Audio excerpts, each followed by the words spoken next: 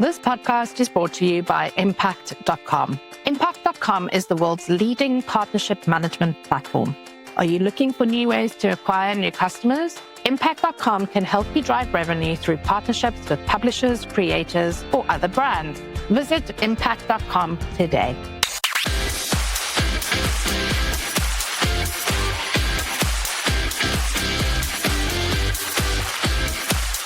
You're listening to the Affiliate Marketing Podcast, brought to you by AffiverseMedia.com, the chapter and verse of everything you need to know about running a successful affiliate program for your business. This is a podcast for digital and affiliate marketers, publishers, networks, agencies, and MarTech providers who operate, support, or manage affiliate marketing programs around the globe.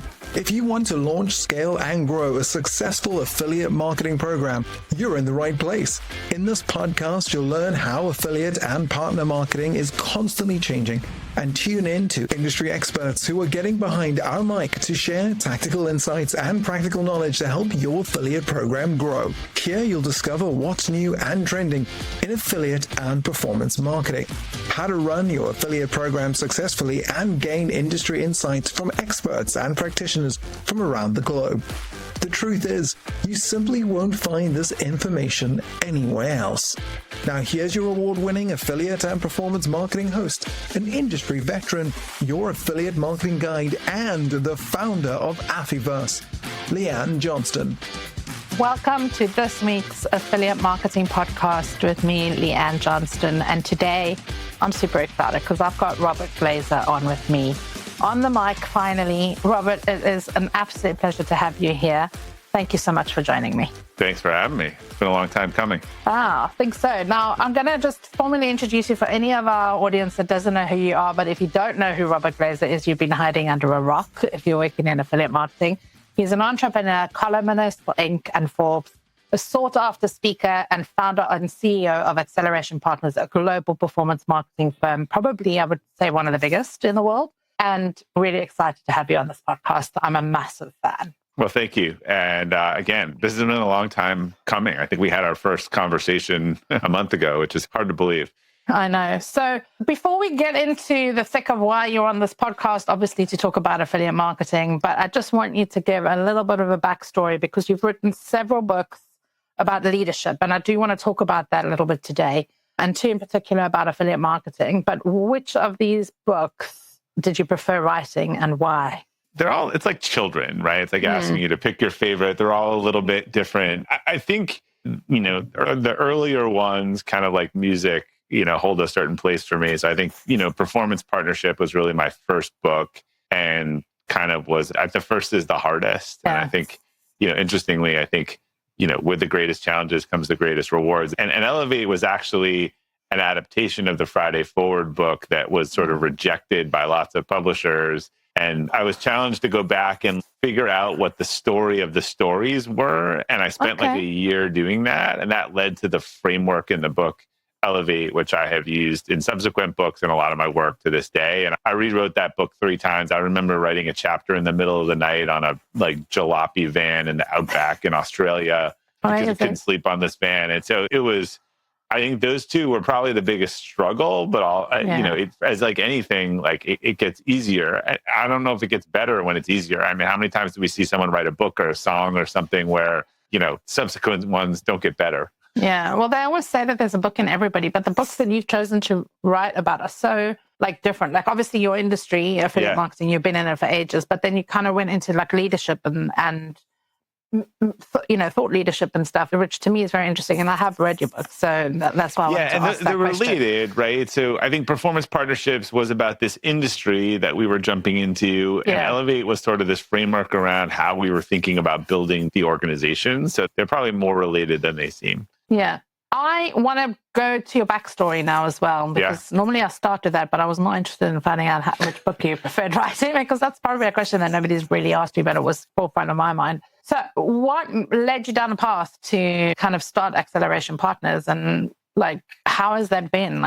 I'm sure people ask you this question all the time, but growing an agency is no mean feat, and growing an agency to the size of one that you have grown to is really phenomenal. It shortens your lifespan. I was asking someone this once, it's pretty funny, and someone made the comment to me, they said, no one actually meant to start an agency. And I've been saying that line for 10 years, and then someone told me that he did, and I was like, good for you. But 99% of people I met didn't wake up in life and say, I want to start an agency. And running an agency, it's hard because your product it's people. It's all people. I would say someday I just want like a machine not to work or a truck to be late or some other type of problem that doesn't involve a human. But so I think I talk about this story a little bit at the beginning of Performance Partnerships, but I had fallen into the affiliate world. I was doing a bunch of consulting. I had found some success in as affiliate, and I had gotten connected through very luck and circumstance with this company called Tiny Prints. And I was helping them with some deals and offers, and I connected with the founder at my last business. And I was like, look, people love your stuff. Like we send coupons to these new parents, and they were the first kind of high-end photo birth announcement site. And you should, I'm basically helping you broker affiliate programs through like coupon relationships, but you should build a program. Like this is a thing. And Ed, Ed Hahn, the founder, went on to become friends. And he said, look, I have no time to do this. Do you want to do it for us? And I didn't know anything about the merchant side of the industry, but I did a bunch of research. And honestly, like a lot of the stuff that I found didn't make sense. And a lot of the things that people were kind of doing or saying, oh, you just sign up with CJ or Linkshare and you pay this. They're like, we're performance only, but we have this $10,000 integration fee. And I was like, well, that doesn't seem to. And then I started kind of learning about some of the coupon and loyalty stuff. And we decided to go with ShareSale at the time because I had some connections with folks at Wayfair, which was called CSN Stores, who were doing some really interesting things and made a very content-focused program on mom bloggers who just loved this product. And I mean, fast forward, but the company went through exponential growth. It was sold. The program was considerable at the company and was a substantial part of the revenue and really didn't have a lot of the coupon and loyalty affiliates that dominated. It sort of was like a content-first model program. And as happens in Silicon Valley, when the company sold, I think for hundreds of millions of dollars to Shutterfly, the team kind of spread around the valley. I started to get these calls. Someone went to One Kings Lane. Hey, can we do the same thing that you were doing as Tiny Prints over here? And so I'd help set it up. And then, I was kind of struggling. I don't know how I got connected to this woman named Megan Schwartz, who then was my first employee. And so she helped and had no experience, and we learned how to do it. And then we hired another person, and I woke up years later and was running an agency. So I think a similar story where you figure out how to do something better, you get full on your plate, you bring in some people, and then for better or for worse, you find yourself running an agency. And that's the story of my life right now. It's the story of so many agencies that I've heard. And look, it's hard. I think and running any business is hard, but the fact that it is all people all the time, it is for a certain DNA and type of person and speed and otherwise. Okay, so my next question for you then is, you've seen a lot of the industry evolve, because if you were working in those brands back then, like it's been a big jump, right? We're talking decades, So what are the three biggest things that have stood out for you working in affiliate marketing in all of this time? What are the three big things that are either the same, have never changed, or have changed fundamentally? I think what doesn't change sometimes is most interesting. And what hasn't changed is this is a relationship, industry. And, people choose to work with programs and people sometimes based on not the brand, but I would say like the brand reputation of the affiliate program or the partner program. Let's say it's Acme Corp. You might love Acme brand, but Acme may be a terrible program to be part of. They may have traffic outing and not do make goods and not communicate well or otherwise. So I think this industry tends to be kind of half technology and half relationships. There has been a huge change in the technology. I think just even for a long time, and you can find this information if you do the research. I think with the exception, a lot of the networks were cash cow businesses. There wasn't a lot of competition, and there just wasn't a lot of investment in the technology. And I think when the SaaS revolution started, it forced everyone to up their game and to get better and start thinking about what do good services look like and what does good technology like, because people were just kind of buying that all in one package. So I think whether there's still models that are integrated, but I think evaluating software as software and services as services, I think was a pretty big development for the industry in terms of what's changed. And then I think the third thing is this sort of globalization of the industry and this convergence of lots of different things into a bigger partnership channel.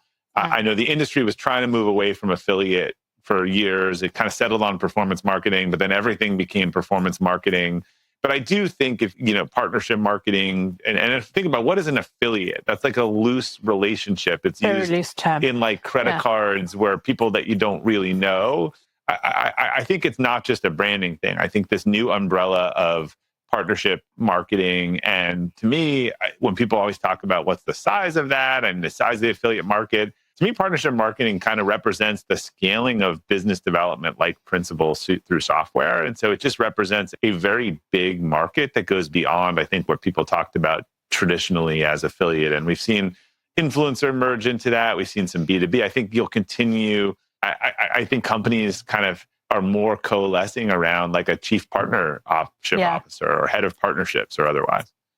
I agree with that, because there is no standardized form of like even job titles in our industry. Like you could be an affiliate account manager, an affiliate account executive, a head of affiliates, like who knows, like you just kind of create your own title in this industry. So I think for me, some of the biggest changes that I've seen over the last couple of decades is that we're still talking about some of the same things. We haven't kind of moved on from that.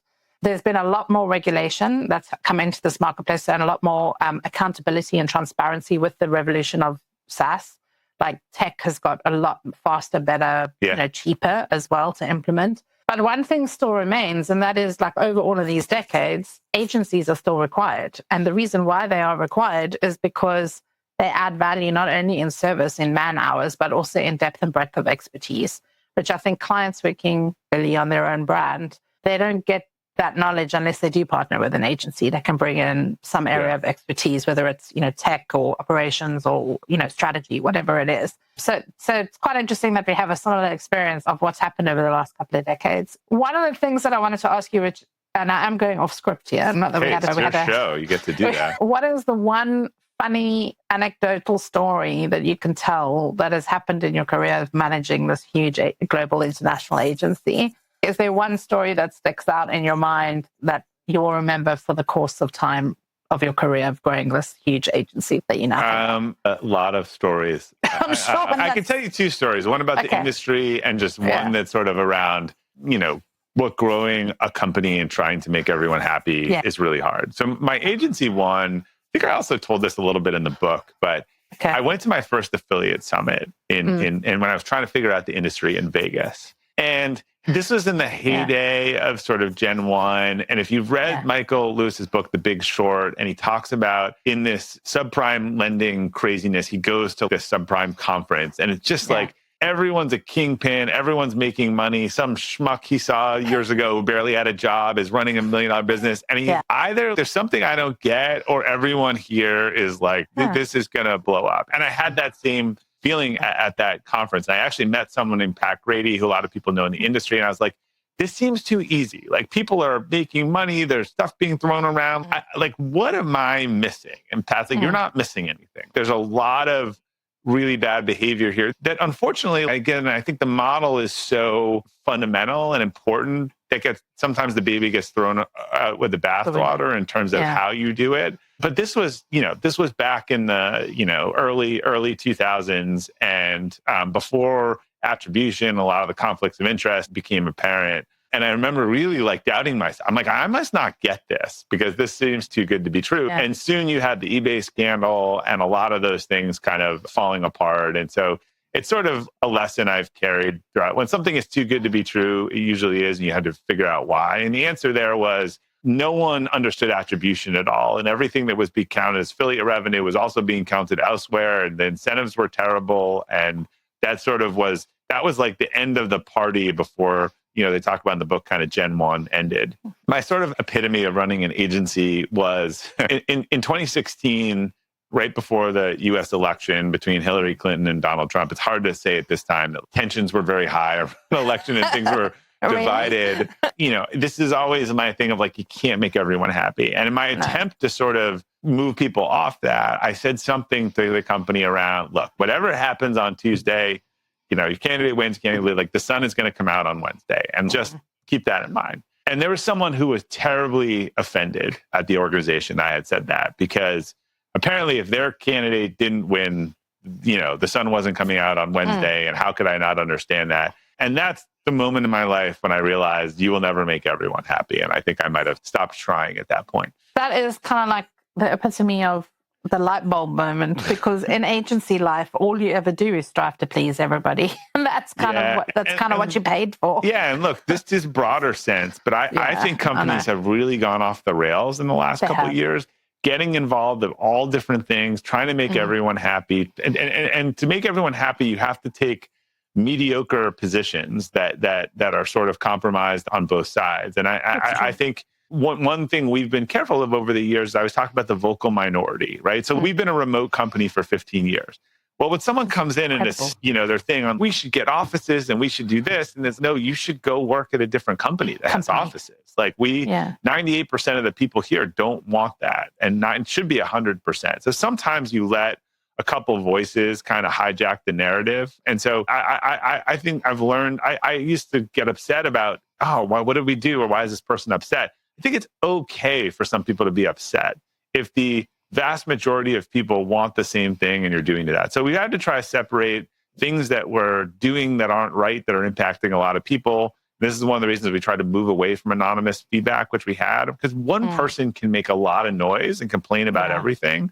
And really the answer there is not to change the company, it's to change that person out. Not being funny, but like you literally, from your mouth to my ears today, like today of all days that we're doing this interview, I really needed to hear that. So I think that's also good for affiliate managers to hear that too, because they really try and please every single affiliate, and you can't. Like, it's just not humanly possible. Fire affiliates, you fire your employees. In the 80-20 rule would say that, and look, if there's a principle that is more important in affiliate marketing, it's the 80-20 rule. Like 80% of your outcomes will come from 20% of your partners. Therefore, 20% of your partners, 80% of your partners are only responsible for 20% of the outcome. The same rule would also tell you that 20% of your partners, which are probably the ones that aren't high producing, are responsible for 80% of the aggravation. So, it was probably answering a further question you talked about, but I think what good affiliate managers realize is you need to execute on a few things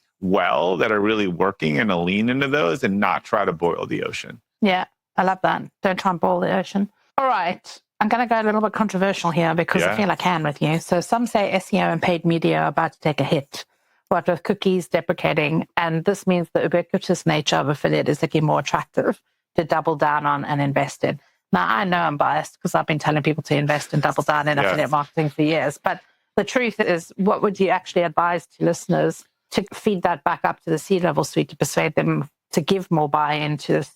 And I hate to call it channel, but into this part of digital marketing. Yeah, channel strategy tactic. Yeah. Yeah, look, I talked about this in Moving to Outcomes, but the notion of sort of the triopoly of Google, Amazon, and Facebook, it's the biggest auction in the world. And auctions don't benefit buyers, they benefit sellers. And so this is 70 or 80% of the media in the world sold at auction. And you see what happens when people crowd across a term, when tons of venture capital comes in and everyone drives the prices up. And, there's not a lot of competitive advantage in those worlds. It's hard to stay strong. And this is, I think, you're totally reliant on a single source of traffic. Yeah. Also, look, I've been hearing, we've all been hearing about the massive changes again that hit coupon sites in the last couple of weeks and the latest SEO. You live and die by the Google updates. That's a hard way to run a business. So the notion of, owning and controlling these partnerships and doing it in a scalable way so that they represent thousands of points of traffic and websites and business model and the relationships that you have. And by the way, no one can come in. We've had people try. They come in with client to you and to Lee-Ann, here's 10 million pounds. Go spend it as fast as you can on partnerships. You're like, I just can't. It's not like I can put my credit card in and turn it on Google. So the bug is a feature, right? There's a lot of, relationships. There's a lot of building up. It takes time. And so in the world where it's really hard to have a competitive moat anymore, I think this is a little like the old days of SEO in terms of, you spent tons of time working on it and you gain an advantage over time. Someone could come in and just outspend you on paid spend tomorrow. So if you want something that's, I think the key for affiliate partners is had to become more scalable. And that's where the technology and the platforms and the ability to spend more money at scale and do that in real time is important. But I don't think there are a lot of defensible things left. And I think this is one of them. So obviously, if I'd want to pay more attention to that. I mean, I can't tell you the number of CEOs who said to me, we built our business on Instagram 5 years ago with organic influencer marketing. It wouldn't work today, right? Just again, markets are efficient. The history of advertising, and this was the opening and moving to outcomes, is you find something and you exploit it before everyone crowds in and makes it not affordable. When you digitize all of marketing, that cycle goes from years to months to days, and you put AI on it. How are you going to maintain a competitive advantage in a fully open, biddable, transparent marketplace? That's true. And I think the thing is that people are actually scared of AI. They don't want to actually explore how AI can help. And they're a little bit nervous about, is it going to take my job? Yeah. And in this industry, categorically, out of your mouth and mine as well, this is about relationships, and AI can never replace that. No, but you should, right. If you're not looking at how to, make you better at your job with AI, so one of the things we're using AI on is so that our account managers walk in the morning and it flags all these points of interesting concern or opportunity or whatever to then prompt a conversation and to say, today you should be reaching out to Lee-Ann for these, 5 reasons. So what I love about this industry is, again, I think it's half technology and half relationship, but you should be aggressively, anyone who's not looking at how to use AI to make themselves more efficient, I think is making a mistake. And again, you're not going to lose your job to AI. You're going to lose your job to someone else who knows how to use AI. I love that. So get with the program, people, and start learning how to use AI. And luckily, we're going to be teaching people about that. If you're not using it to edit emails that you write that take 40 minutes to edit, or to set a meeting, or to, the things that no one values, right? I think we're trying to automate all the time that has to be spent, but that is not valued, so that the humans can do what the humans do well. Yeah, 100%. All right. So I wanted to ask you what you think your core fundamentals are to look at when you're working with an established program, because you've obviously worked across multiple different brands, multiple different industries. But how do you recommend brands revive a plateauing affiliate program? Because that is often the biggest question that I get asked, and I'm interested in your perspective. Do they focus on the fundamentals, or can you share some tips and tricks that help elevate their performance quickly? What would you do if you were given a plateauing affiliate program? We started an event in the US a few years ago, and now we renamed it, and I forget what the new name is. So it's called Affiliate Giants. And we invited sort of the heads of the top 20 largest programs for a think tank weekend, where there would be some content and some peer sharing and otherwise. And what's kind of amazing to me in learning from some of the largest programs is that what almost all of them weren't doing was recruiting. And because they were big and because they had a brand, people were coming to them.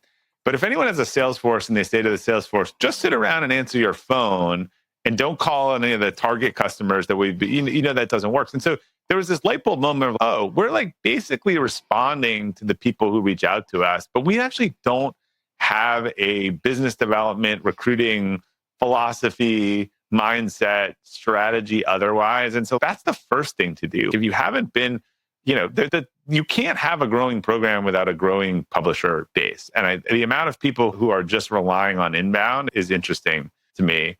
I think the second thing we've generally found, again, and so that drives stagnancy. I don't think that's a word, but I'll use it. You're allowed. The second thing is, because as we talked about, the technology has really improved. Yeah. And I don't think people understand at all like how to use this technology or how sophisticated it is and how they could use it to align to their attribution rules, to their coupon strategy, to their margin on different products, to their volume strategy.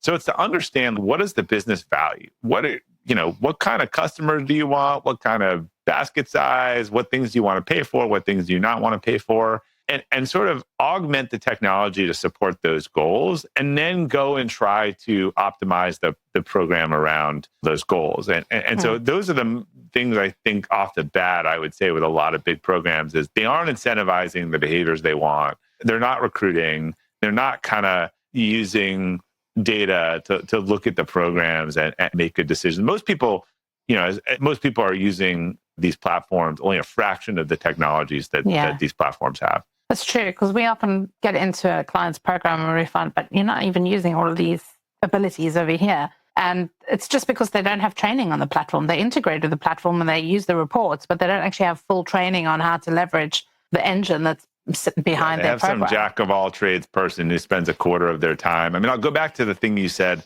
much earlier about the talent. Look, the reason the industry has a talent problem is because the networks don't really, in the US at least, they don't really hire a lot and train because they're kind of moving away from account management. I think even the networks are sort of doing less and less account management. So there's no one training these managers. So the supply and demand is just way out of whack. And if you find someone, you can find them, probably have to overpay them. Then you got to retain them. And maybe they have experience on one platform and not multi-platforms. And maybe they did one thing. And so it's just really hard. It's not that you can't. Look, there's programs like Fanatics that have 2 or 3 really talented in-house people, but that is the exception and not the rule. So if you can find the people, you can keep them, you can give them career progression. It's really hard as a person of one in a company to have career progression. Great. If not, then you want to partner with someone who knows how to use these platforms or can come to you and say, because someone said, we don't believe in coupons or voucher codes. Well, did you know that you can use the technology to only pay on valid coupon codes or codes that acquire new customers or codes that are above a certain threshold? And they're like, no, I didn't know that. Well, yeah. So that's one of my another rules in the industry. No generalization works in this industry, right? Yeah. We don't do X. We don't like X. We don't like loyalty. There's a nuanced discussion that comes behind that in terms of, well, if your business strategy is X, we could match a technology strategy to that. And then you pay for the things you want and you wouldn't pay for the things you don't want. Same like when you go shopping.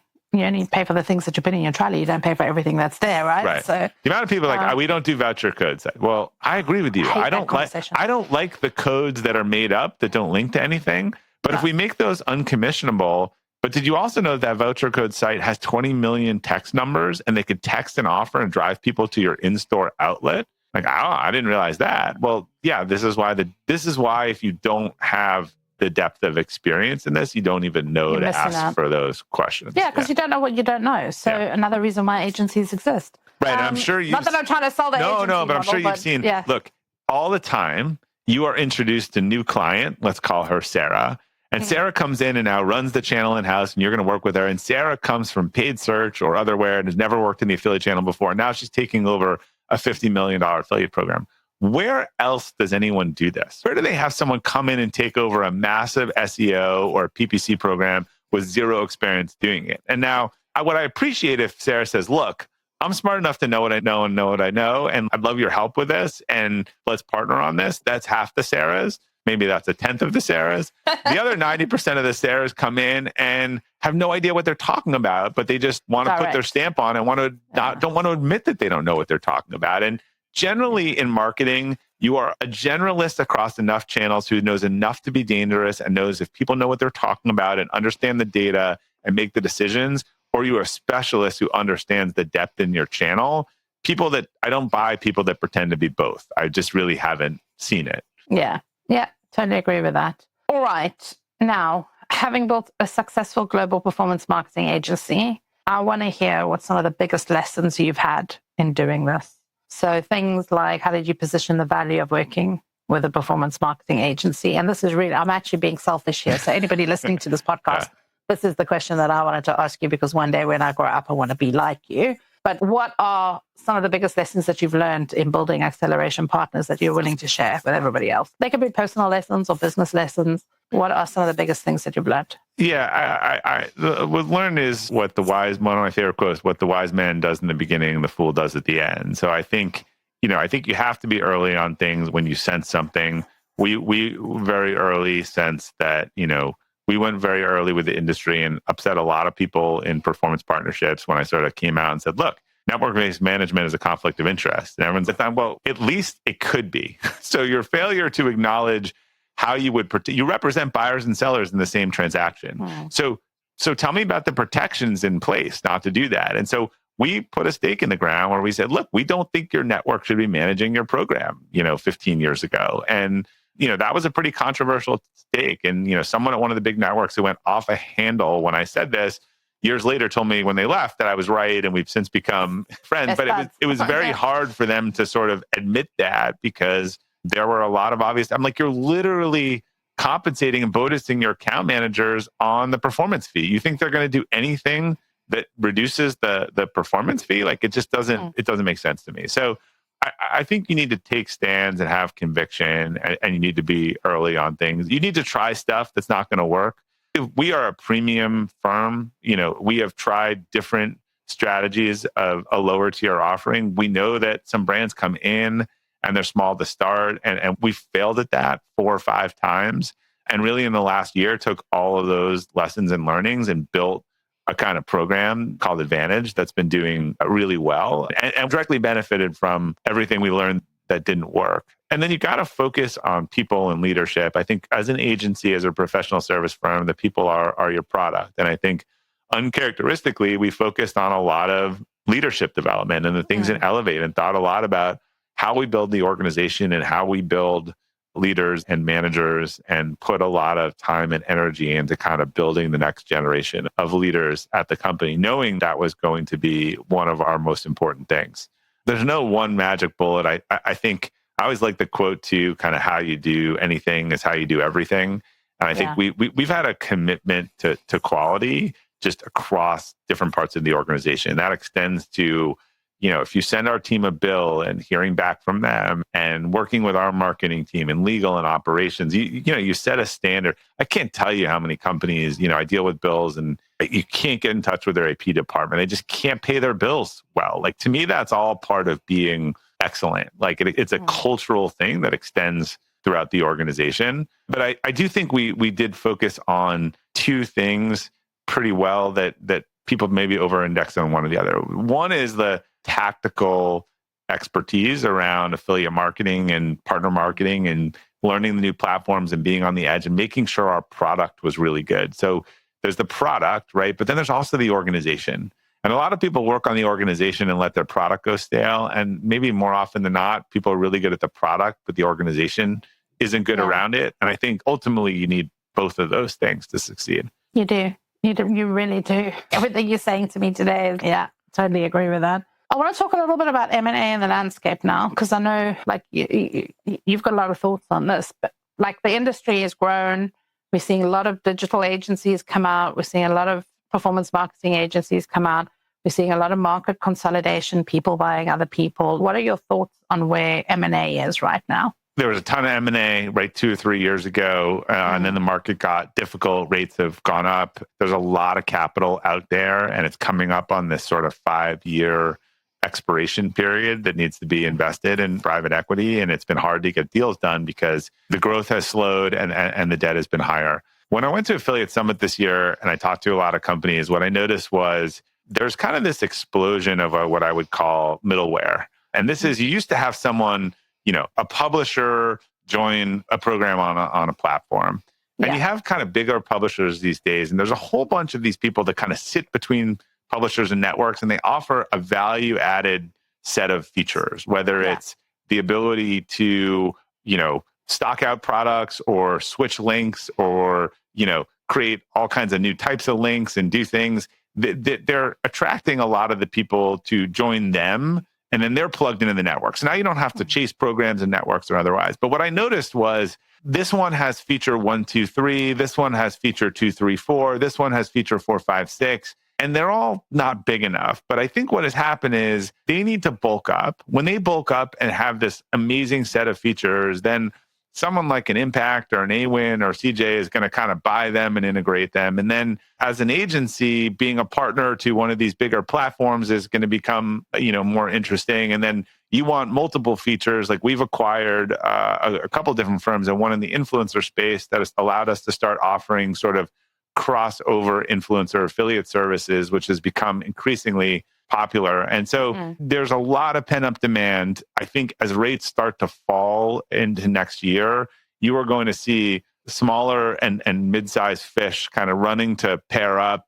And then I think they're going to be swallowed by bigger fish. And I think you're going to see a pretty robust M&A market starting towards the end of next year. And it might not be a long window. It might be a year or two.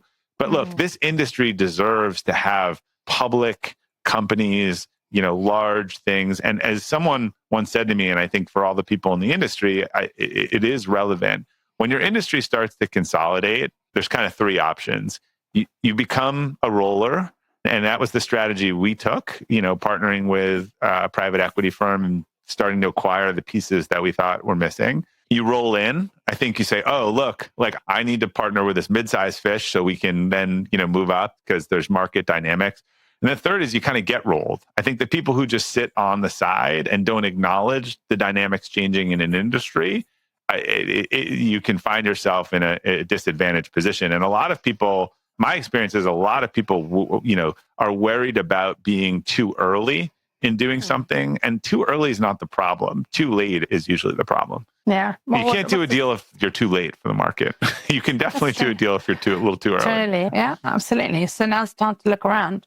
Yeah, I think there's a lot of dating going. There's a lot of first dates going on right now, second dates. But I think when it happens quickly, because what happens is when the first asset goes, there's actually technically more interest in the second asset. If you needed I'm just talking about a generic thing, and everyone's looking, I need a link fixer in my business, and one of them sells, and then there's only one left, there tends to be actually more interest in that second one. Second in this instance. Yeah, actually, in that instance, it often pays to be second, but don't wait too long. I can't tell you the number of people I know who didn't. Look, we had this wave in 2021, 22, who didn't partner or sell their business, and they were waiting, and their options are worse today than they were back then, except they've had to do the same thing for 3 more years. Yeah, for sure.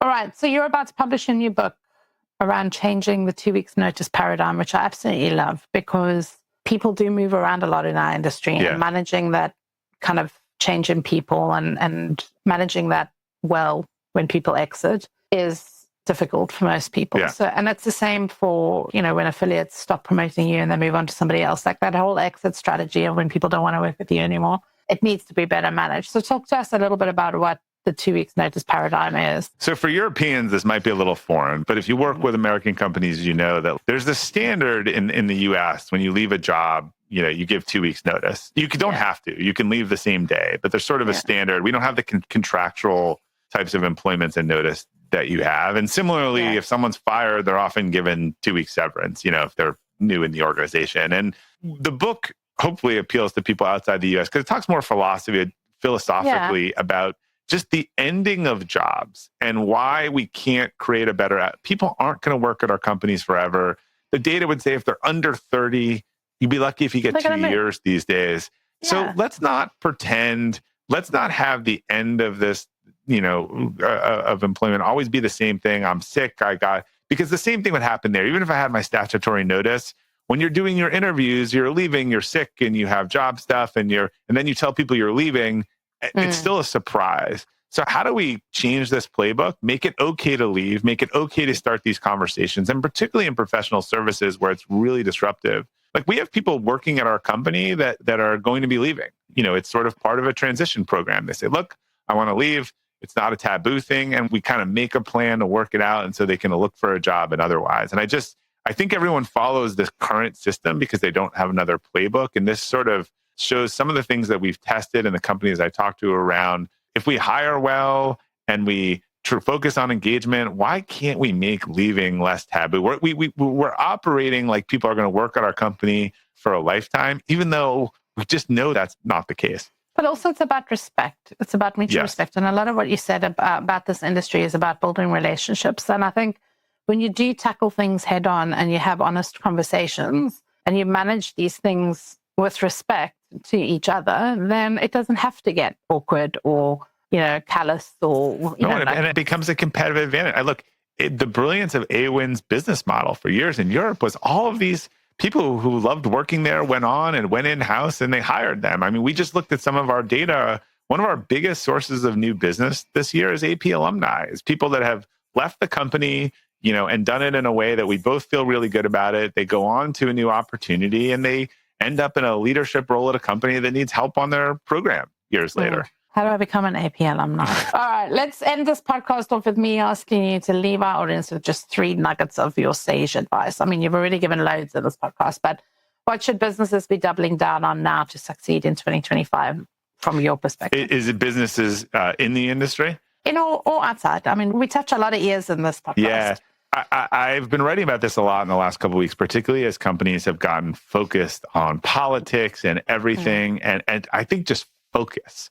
Like the best thing you could do for your organization is pick the 3 most important things that your organization needs to do and get everyone focused on that and put horse blinders on the rest and stop issuing press releases and focusing on all kinds of stuff and trying to make everyone happy. I think, again, reiterating on the AI side, like I'm somewhere in the middle on this is the best thing that ever happened and the worst thing that's ever happened. But surely it's opportunity to remove menial, repetitive work, be part of, look, for me, it's my editor. If I'm writing someone a long email, it used to take me, I'm a fast writer and a terrible editor.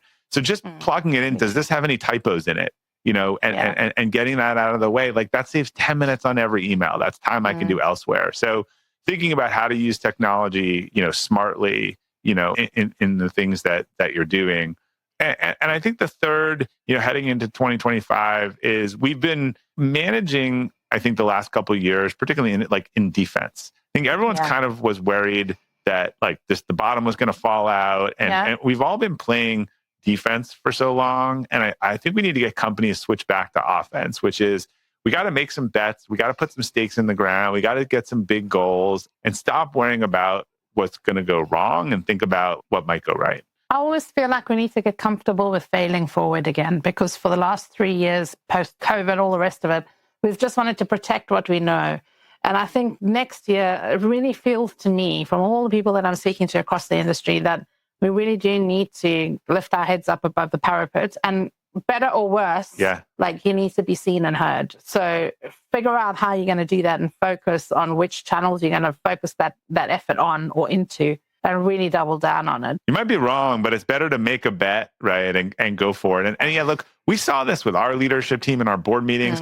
After years of things being harder and more difficult, people stop wanting to stick their neck out and stop wanting to take a chance. But that's, look, if you're leading, that's what you're being paid to do. So it's tough out there in the front. Like when you stick your head out and start saying things, people target you. So it's hard, you know, and it means having courage. So I want to see next year people having courage to fail. Yeah, I think, you know, they talk about markets risk on and risk off. I think we're coming out of a couple of years where it's risk off. And I think it's time to think more of a risk on mindset. I think you're going to see venture capital coming back. You're going to see investment cycles start and playing defense. Well, playing defense was really important the last couple of years, because if you ran out of money or you let in too many goals, like it could have been over. But I think we're going to be moving back to more offense. And, you know, we were just talking to our company about this yesterday. You know, we had I think our best quarter in the history of the company in terms of new business, you know, coming in, and it's getting people back to that mindset of, hey, this is what, you know, this is the type of growth we all, because if you've been running an agency for the last 2 years in marketing, and you know, it was up. I mean, if you're talking to anyone honestly, there's just been too much money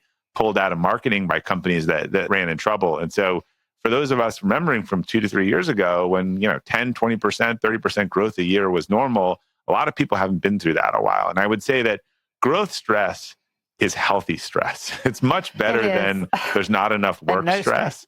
I know it might look like stress in the short term, but I think you want to get people focused on. I think we had 30 company promotions yesterday. And one of the talk tracks was like, look, this is because growth is coming back and there are opportunities, and you can't have opportunities without growth. Yeah, that's true. On that note, I think we should end this podcast. There aren't any growth opportunities without stress. No, that's not what we're saying. But Robert, it's been a pleasure to have you on this podcast. I really value your time. Thank you. I thank you for being here with me and sharing so much of your viewpoint of what's happening in the industry. Really looking forward to seeing you at the next physical event that we're both at. And thanks so much for being here and sharing your knowledge. Glad we made it happen. Thank you. This podcast has been brought to you by AMP, Affiliate Manager Performance Program. The Affiliate Manager Performance Program is designed for ambitious affiliate managers working at brands, agencies, or affiliate networks. This 12-week on-demand video coaching program is for those practitioners who want to scale their affiliate program and improve their affiliate partner performance. Affiverse has trained over 200 affiliate managers from companies like Microsoft, OmniSend, AstroPay, IQ Option, PokerStars, Betson, OxyLabs, and ConvertKit will help you build consistent sales and trusted affiliate partnerships. Plus, you can join our live Ask Me Anything sessions as you work through the weekly video content entirely at your own pace. Learn proven tactics, tried and tested strategies, and access decades of experience from industry veterans who have launched, scaled, and grown multi-million-dollar affiliate programs around the world. To find out more, visit affiversetraining.com and get started growing your affiliate program with AMP today.